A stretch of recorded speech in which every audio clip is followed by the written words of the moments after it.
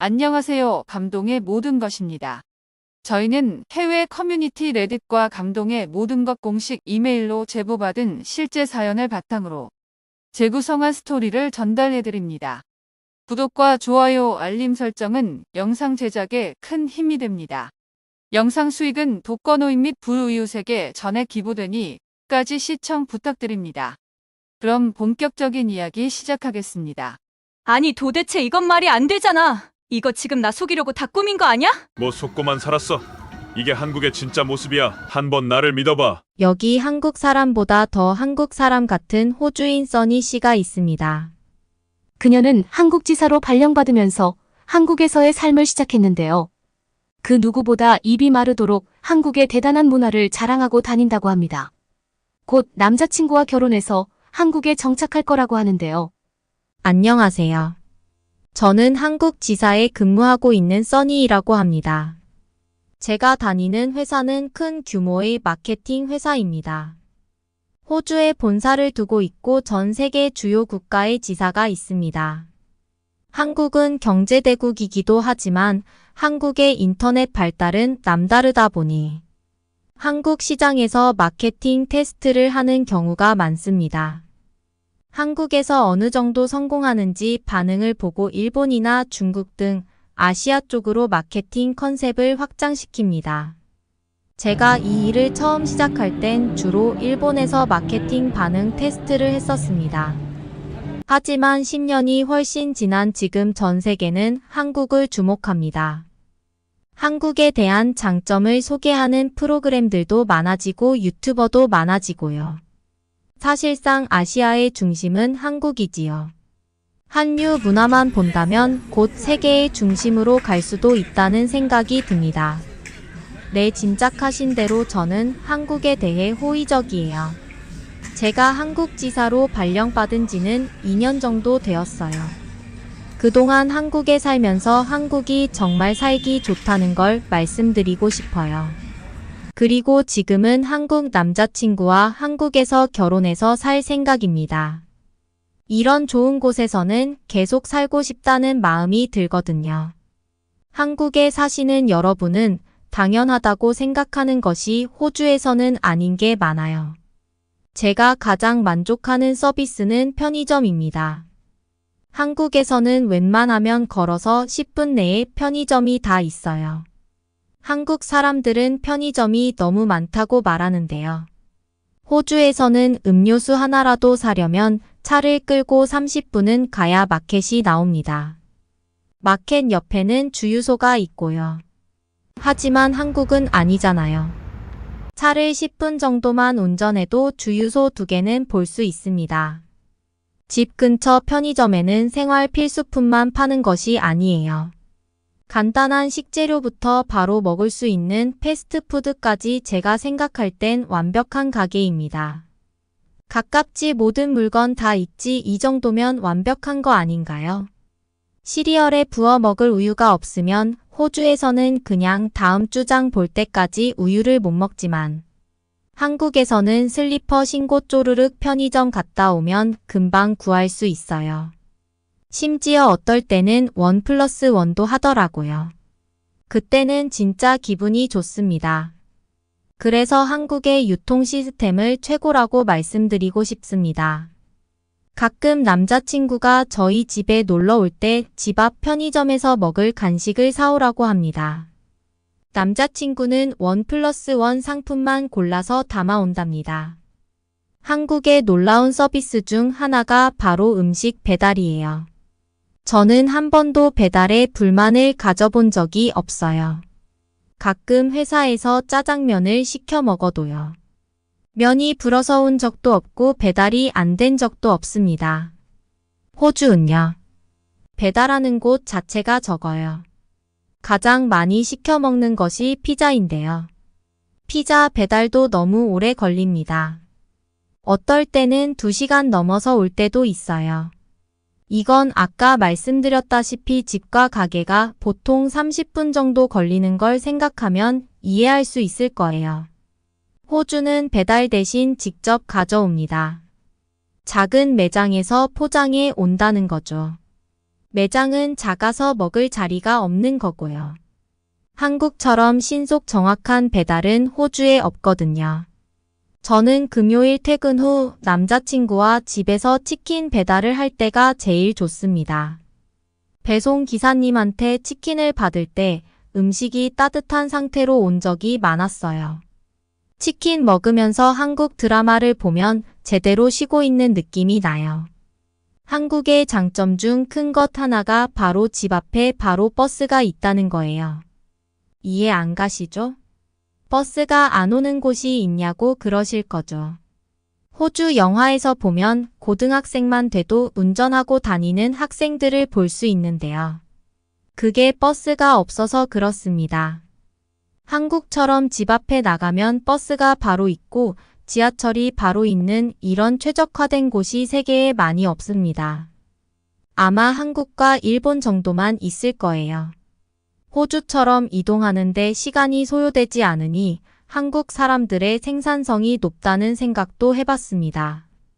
저도 남자친구도 각자 집에서 버스와 지하철을 타고 출퇴근합니다. 서울에서는 자가용 운전이 더 느릴 정도예요. 지하철은 사람은 많지만 적어도 제가 회사에 늦지 않게 해줍니다. 시드니의 지하철은 음습하고 어둑하지만 한국 지하철은 바캉스 가도 될 정도로 여름엔 시원하게 겨울엔 따뜻하게 합니다. 물론 사람이 많은 것이 단점이지만요. 남자친구는 한국에서 가장 좋은 게 택배라고 해요. 저도 격하게 공감합니다. 회사에서 종종 협력업체에 중요한 문서와 상품을 보내서 검수를 해달라고 해야 할 때가 있는데 그땐 킥 서비스를 이용합니다. 이런 것이 없을 때는 직접 운전해서 갖다 줬어야 하는데요. 한국의 킥 서비스는 오토바이가 와서 바로 배송을 해줍니다.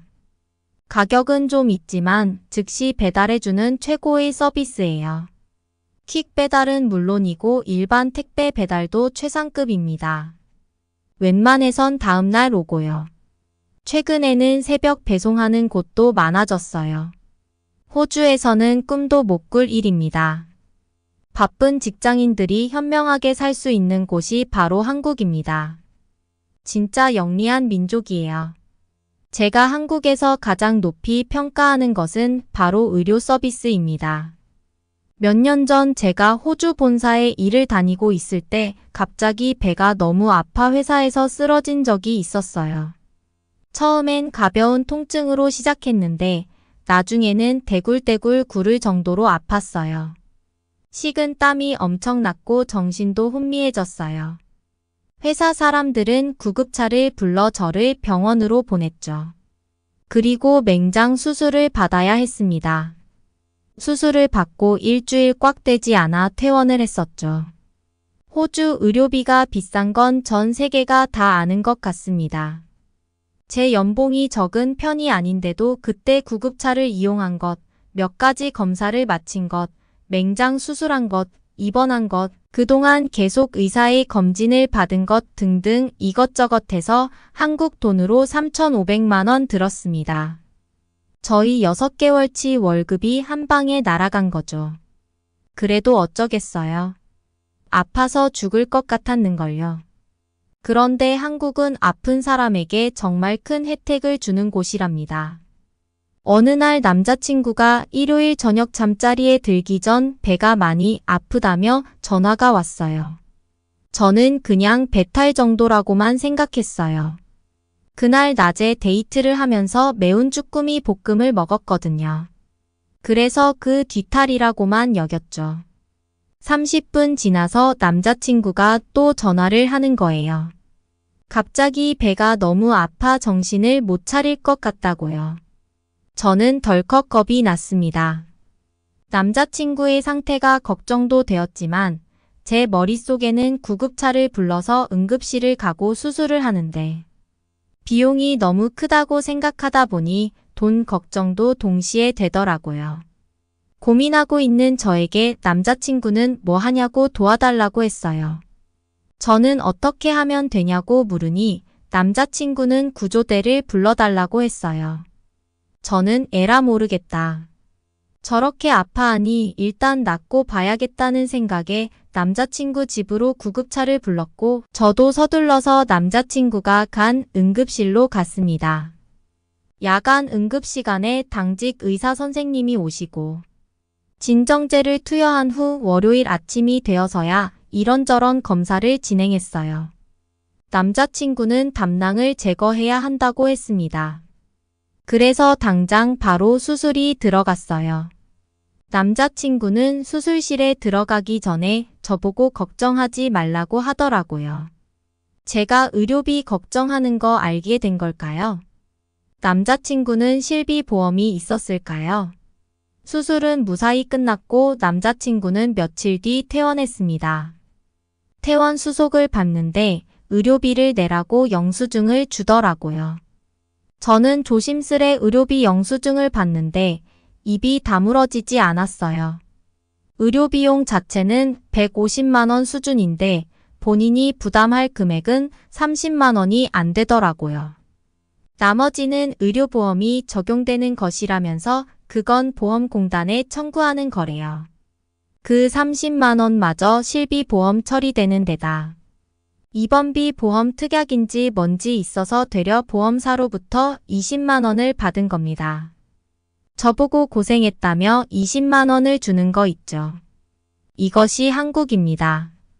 최상의 의료 서비스를 최저의 가격으로 할 수 있는 능력 있는 나라가 얼마나 될까요? 이거 호주도 못하는 겁니다. 호주가 경제대국이고 뭐전 세계 1위 국가라고 하는데요. 세계 1위 국가와 살기 좋은 나라랑은 다르잖아요. 저는 한국의 의료 서비스까지 경험하고 난 다음 한국에서 살기로 마음먹었습니다. 남자친구는 자기는 호주 가서 살고 싶다고 하더라고요. 왠지 호주 가서 살면 친구들이 부러워할 것 같고 성공한 삶을 사는 것 같다면서 말입니다. 저는 남자친구에게 일침을 가했죠. 가서 우유 먹고 싶은데 일주일 참을 수 있냐고 했고 주유만 땅으로 하지 않으면 주유소가 없어서 길에서 차가 멈춘 채 하루 이틀 지낼 각오가 되어 있냐고 말이죠. 또 치킨이 다 식어서 와도 용서가 되는지 처방전 하나 받으러 가는데 20만 원씩 낼 마음이 있는지 물어봤습니다. 답은 뻔하거든요. 최근에 뉴스에 보면 호주에 간 한국 사람들 다시 한국으로 되돌아오는 사람 엄청 많다고 합니다. 남자친구가 숙고 끝에 한국의 편리함과 세계적인 의료 서비스의 가치를 깨닫고 한국에서의 삶에 만족을 표했습니다. 이제 그는 써니 씨와 함께 한국에서 살면서 한국의 높은 생활 표준을 즐기고 싶어 합니다. 이것이 바로 써니 씨가 느끼고 경험한 한국이 제공하는 삶의 질입니다. 호주 미녀가 감동받은 사연, 그 이유는 명백합니다. 한국은 그녀에게 삶의 새로운 표준을 제시했고, 이제 그녀는 여기서의 삶을 진정으로 사랑하게 되었습니다. 일본의 홍등가 뒷골목 여기에 한순간의 잘못된 선택으로 인생의 밑바닥까지 떨어진 10대 소녀가 있습니다. 그녀의 이름은 비비안. 그저 좀 더 나은 삶을 원해 일본까지 건너온 그녀의 인생은 꼬여버렸고 모든 걸 자포자기한 채 힘겹게 하루하루를 살아가고 있습니다. 그런 그에게 한 명의 한국 남자가 접근해 오는데요. 늘 그렇듯 그도 별다를 바 없이 자신의 몸을 탐하는 남자일 거라 여겼던 비앙타 망설임 없이 그의 침대로 끼어들고 유혹합니다. 하지만 이 남자 지금까지 만난 남자들과는 무언가 다릅니다. 비비안은 이때만 해도 몰랐습니다. 이 남자와의 만남이 자신의 인생을 바꿔놓을 것이라는 걸요. 과연 그녀에겐 어떤 일이 있었던 것일까요? 그럼 본격적인 이야기 시작하겠습니다. 안녕하세요. 저는 일본에서 살고 있는 루마니아 출신 비비안라고 합니다. 저의 이름은 원래 비비안이 아니지만 오늘 이 충격적인 이야기를 하기 위해서는 저의 신상을 보호하는 게 나을 것 같아 가명을 쓰기로 했습니다. 현재 저는 한 남자의 아내이자 두 아이의 엄마지만 남들에게는 안 좋게 보일 수 있는 과거를 가지고 있습니다. 다행히 저의 과거를 이해해주고 보듬어준 남자를 만나 잘 살고 있지만 어릴 땐 저 같은 여자가 감히 결혼을 할 수 있을 거라고는 생각도 못했습니다. 그도 그럴 것이 저는 홍등가에서 남자들에게 몸을 내어주던 여자였으니까요. 저라고 그런 삶을 살고 싶었던 것은 아니었습니다. 90년대 이후 일본의 버블이 무너지게 되면서 수많은 여성들이 길거리로 내몰리게 되었습니다. 그 당시 젊은 10대 소녀나 20대의 젊은 여자들은 적은 돈만 받고 잠자리를 해주거나 때로는 잘꽃과 저녁 식사만 제공해주면 몸을 내어줄 정도였죠. 그런 시기에 태어난 저 같은 여자아이들의 운명은 뻔했습니다. 아버지는 지나친 과로 때문에 세상을 떠났고 어머니는 저와 외할머니를 먹여 살리기 위해 밖에 나가서 일을 했습니다. 엄마는 항상 아침이 되고 나서야 술에 잔뜩 취한 채 집에 들어왔고 늘 항상 노출이 심한 옷차림을 하고 있었습니다. 부모로부터 제대로 된 사랑을 받지 못하고 자란 저는 애정 결핍에 시달렸습니다. 15살 때 만난 제 남자친구는 그런 저에게 구원자나 다름없었습니다. 나이는 저보다 2배나 많았지만 배고파하는 저에게 먹을 것을 주고 부모나 할머니보다도 친절하게 대해주는 남자였습니다. 저는 이 남자와 미래를 약속했고 남자는 저에게 일본으로 떠나자고 이야기했어요. 루마니아보다 훨씬 살기 좋을 뿐 아니라 임금도 훨씬 높기 때문에 집에 있는 가족들에게 돈을 보내드리면 어머니도 더 이상 밤일을 하지 않으셔도 된다고 저를 유혹했죠. 철이 없던 저는 가족에게 편지 한 장을 남긴 채 이 남자에게 제 모든 것을 맡기고 일본으로 떠났습니다.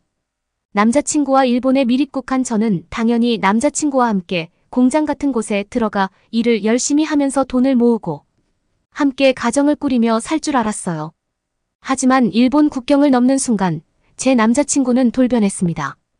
저의 신분증과 여권을 뺏은 남자친구는 이제부터 내가 돈을 열심히 벌어와야 한다면서 절대 도망칠 생각을 하지 말라고 했습니다. 남친이 저를 끌고 간 곳에는 수많은 여자들이 속옷 차림으로 훌쩍이거나 넋이 나간 표정으로 앉아 있었어요. 몇몇 여자들의 얼굴에 멍이 든 흔적이 있기도 했습니다. 저는 무언가 잘못되었다는 것을 느끼고 도망치려고 했지만 남친과 다른 남자들에게 잡혀 두들겨 맞았습니다. 저는 살기 위해 모르는 남자들에게 몸을 내어줘야 했고 결국 그렇게 제 인생은 밑바닥으로 전락하고 말았죠. 일본은 몸을 파는 것이 암암리에 허용된 나라입니다. 그래서 성산업에 종사하는 외국인 여성이 많죠.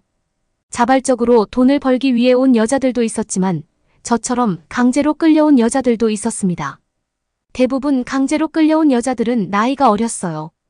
아무리 몸을 파는 것이 합법화되어 있는 국가라도 해도 미성년자를 허용하는 곳은 존재하지 않거든요. 하지만 저같이 어리고 남자 경험이 적은 여자들을 원하는 남자 손님들이 있었고 이들의 수요를 충족시키기 위해 포주들은 위험한 짓을 저지르기 시작했죠. 순진한 여자아이들에게 돈을 많이 벌 수 있는 일자리를 알선해준다는 말이나 남자친구 행세를 하며 외국으로 떠나자는 말로 유혹해서 데려와 몹쓸 짓을 저질렀습니다. 빠져나갈 구멍이 전혀 없는 턱턱 막히는 현실 속에서 저는 하루하루 시들어가고 있었습니다. 여느 때와 같은 밤거리 저는 변태적인 행위를 요구하는 손님을 거부하며 뛰쳐나갔고 포주에게 머리채를 잡혀 맞기 시작했습니다. 점점 정신이 아득해지는 것을 느꼈을 때 갑자기 주먹질이 멈춘 것이 느껴졌습니다. 몸을 한참 웅크리고 있던 저는 의아해서 고개를 들었습니다. 알고 보니 주먹질이 멈춘 것이 아니라 어떤 남자가 저의 앞을 막아선 것이었습니다. 포주는 소리를 고래고래 지르며 당장 비켜서라고 말했지만 남자는 저의 손을 잡더니 뛰라고 소리쳤어요. 얼떨결에 남자의 손을 잡고 뛰게 된 저는 열심히 다른 박질을 했습니다. 남자는 힐끗 뒤를 돌아보더니 손을 쳐서 한껏 쌓아진 상자를 무너뜨렸습니다. 상자 더미 때문에 포주가 쓰러진 틈을 타 저희는 더 멀리 도망갔습니다. 더 이상 달릴 수 없을 것 같다는 생각이 들었을 때 남자는 이제 멈춰도 된다고 이야기했습니다. 이 나라의 난생 처음으로 보는 밝고 건전한 분위기에 거리 그 한가운데 있는 남자의 얼굴도 눈에 들어왔습니다. 아까는 경황이 없어서 인식하지 못했는데 지금 보니까 동양인 남자더군요. 남자는 포주에게 뭐라고 설명을 시작했지만 저는 무슨 말인지 알아들을 수 없었어요. 일본어는 손님들로부터 배운 짧은 문장 정도만 알아듣는 수준이었기 때문에 이렇게 긴 대화는 어려웠습니다. 남자는 난처한 기색을 보이더니 영어로 저에게 어디서 왔냐고 물었습니다. 저는 루마니아에서 왔다고 했고 서툰 문장으로 영어도 별로 능숙하지 못하다고 말했습니다. 남자는 짧은 문장이나 단어로 쉽게 설명하기 시작했고 저를 병원에 데려갈 것이라고 말했습니다. 그 말을 들은 저는 기겁하며 안 된다고 말했습니다. 병원이면 분명 신분을 확인할 텐데 만약 불법 체류 중인 걸 들킨다면 저는 당장 본국으로 추방될 터였습니다. 비참한 꼴로 추방되어 돌아온 저를 보면 부모님과 할머니가 뭐라고 할지 저는 너무 두려웠습니다. 분명 제가 몸을 판 사실도 알게 될 것 같았어요. 저는 남자한테 절대 병원에 갈 수 없다고 의사를 전달했고 의아한 표정으로 쳐다봤지만 다행히 저의 의견을 받아주었습니다. 남자는 소매점에서 응급처치 키트를 구매한 뒤 저를 호텔로 데려가 정성껏 처치해줬습니다. 그 호텔은 남자가 묵고 있는 것 같았습니다. 처치를 끝낸 후 남자가 머뭇거리는 표정으로 침대를 바라보는군요. 저는 남자의 표정을 보고 이 남자가 저에게 바라는 것이 있다는 것을 눈치챘습니다. 저는 역시 아무 이유 없이 나를 구해준 게 아니었구나 싶은 생각에 실망스러웠지만 그래도 구해준 보답을 해야겠다는 생각에 침대로 가서 옷을 벗기 시작했습니다. 그러나 남자는 제가 상의 단추를 풀기 시작하자 기겁을 하면서 뭐 하는 거냐고 막아섰습니다. 남자는 제가 알아들을 수 있도록 쉬운 영어로 천천히 자기 여기 안 있을 거고 아침에 오겠다고 말했습니다. 그리고 어디 나가면 안 된다는 경고와 함께 잘 자라는 인사를 하며 빠져나갔습니다. 저는 남자가 저에게 손대지 않았다는 사실에 무척 놀랐습니다. 저는 오랜만에 정말 편안하고 걱정 없는 마음으로 잠자리에 들 수 있었습니다. 여자 혼자 호텔방에서 자는데도 하나도 무섭지 않았어요. 저한테 무슨 일이 생기면 금방이라도 남자가 방문을 열고 도와줄 것 같았거든요. 방 안에서 풍기는 맛있는 냄새에 눈을 뜨자 남자는 이미 돌아와 있었습니다. 호텔에서 식사를 시킨 건지 남자가 저에게 이리 와서 먹으라고 하더군요. 눈을 비비고 제가 어디 갔다 왔냐고 물어보자 남자는 24시 카페에 있었다고 말했습니다. 잠을 자지 못한 탓에 남자는 조금 피곤해 보였습니다. 저는 남자가 시켜준 식사 서비스를 먹으며 그의 질문에 대답했습니다. 간혹 제가 무슨 말인지 못 알아듣자 남자는 노트북을 가져와 웹사이트 번역기를 이용해 영어를 루마니아어로 번역해주곤 했습니다.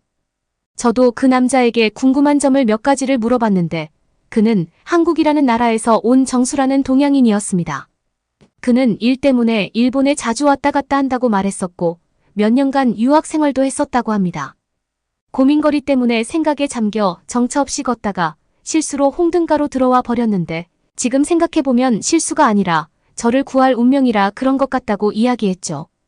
그렇게 저와 함께 이야기를 나누던 남자는 제 답변을 들을 때마다 점점 경악스러운 표정으로 변했습니다.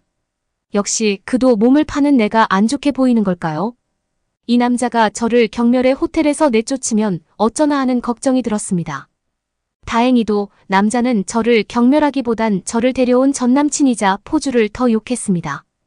그는 제가 어른들로부터 보호받아야 하기 때문에 여성 쉼터에 데려갈 것이라는 말을 했습니다. 그곳에는 가족 혹은 범죄자로부터 저같이 몹쓸 짓을 당한 여자들이 쉬고 있는 공간이라고 말했습니다. 거주 과정이 없는 불법 체류자 여성들 또한 머물 수 있는 공간이었기 때문에 추방될 걱정도 없다고 말했어요. 그 남자로부터 벗어나고 싶지 않아. 내가 너를 구해줄 테니 한 번만 믿어줘. 선량하고 믿음직한 그의 눈빛은 신뢰가 갔어요. 저는 남자의 손을 잡고 경찰서를 따라갔습니다. 처음에는 굳은 표정의 남자들이 저를 둘러싸서 무서웠는데 나중에는 중년의 푸근한 표정의 여성분이 저에게 다가와 이것저것 물어보더군요. 저는 제가 어떻게 일본에 오게 됐는지 자초지종을 설명했고 저를 착취한 남자들의 인상, 차기와 이름 등을 말했습니다. 그 뒤 한 달 뒤 호주 일당이 체포되면서 재판이 벌어지기 시작했고 저는 그동안 인신매매 여성들을 보호하는 비영리단체의 여성 쉼터에 머물렀습니다. 저는 저를 괴롭혔던 남자들이 이렇게 쉽게 처벌받을 수 있다는 것에 허탈함을 느꼈고 또 저와 같은 처지의 아이들이 많다는 것에 큰 충격을 받았습니다.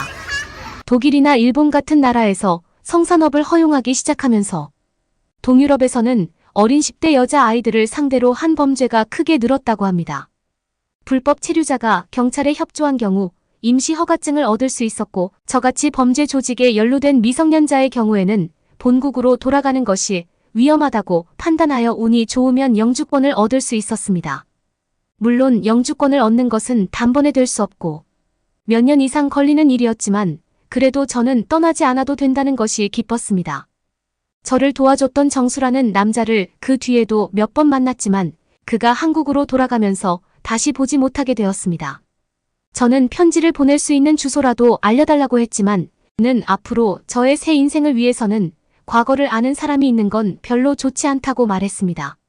정우는 좋은 사람이지만 이 말은 지금도 공감하지 않습니다. 그는 누군가에게 제 과거를 발설한 사람도 아니었고 제 남편처럼 제 과거를 감싸 안아준 사람도 있기 때문입니다. 제 남편은 제가 성인이 된 후 직업 교육을 받고 취직한 곳에서 만난 남자로 아내와 사별하고 혼자 외롭게 살던 남자였습니다.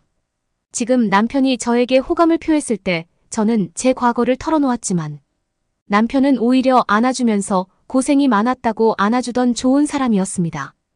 언젠가 다시 정수를 보게 된다면 제가 얼마나 잘 살고 있는지 꼭 보여주고 싶습니다. 그리고 저의 인생을 바꿔준 그에게 고맙다는 인사를 하고 싶습니다.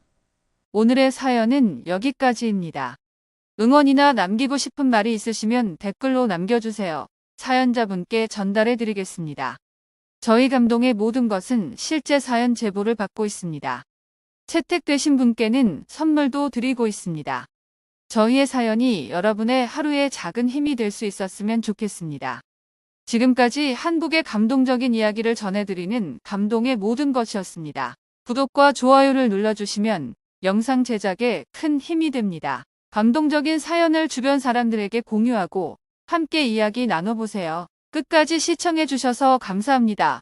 더욱 더 좋은 영상으로 찾아뵙겠습니다.